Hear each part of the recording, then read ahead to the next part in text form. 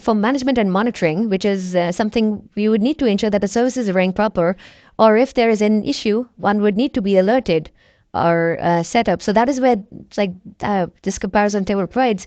So for the cloud advisor capability to ensure that, okay, we could save the money or which resources are not optimally running, or where there's a security issue. AWS provides Trusted Advisor, GCP provides cloud platform security, while Microsoft Azure also provides Advisor. For the DevOps deployment orchestration, AWS has support for OpsWorks, which is a Chef-based service, if a lot of organizations use. And then there is CloudFormation, native inherent, like similar to for infrastructure as a code, similar to Terraform. And then there is the Cloud Deployment Manager in Google.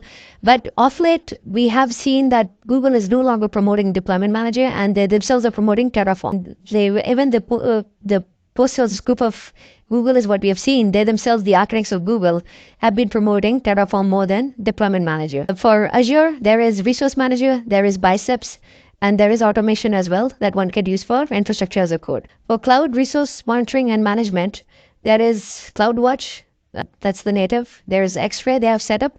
Of course, there's the management console that one can go into. Google Stack Driver, like used to be called Stack Driver, now is just called monitoring. And then they have Cloud Shell, they have Debugger, they have Trace, as well as error reporting. For Azure, the portal is by default there. Monitor is kind of the all-encompassing service.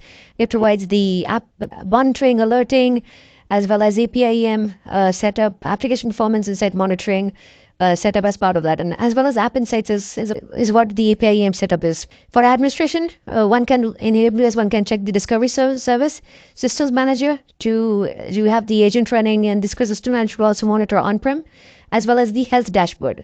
In Google, the Cloud Console is one could use as part of getting the view, as well as you could configure all the alarms and metrics that you could do in AWS and Azure. You could also do it in Google as part of the setup. In Azure, also you could do pretty much as part of the monitor. You could have the log analytics. You could create a workspace and export all the logs there. So you could also export it to Event Hub, send it to on-prem. You could do all this with all three cloud providers. There's no much of a difference. It's just that the service you use and the architecture pattern you use, it's going to be a little bit different, but for the most part, it's pretty much going to be the same. Billing API that you use in AWS, you have Cost Explorer also as a new service of AWS that you could leverage, and using tags, you could pull the reports out. But what, as I said, for each of our customers, we try to have separate account as part of our OU, so they have a clean billing, and we are able to kind of provide them the best service. For Google Cloud Platform, there's again billing API for Azure as well as billing API.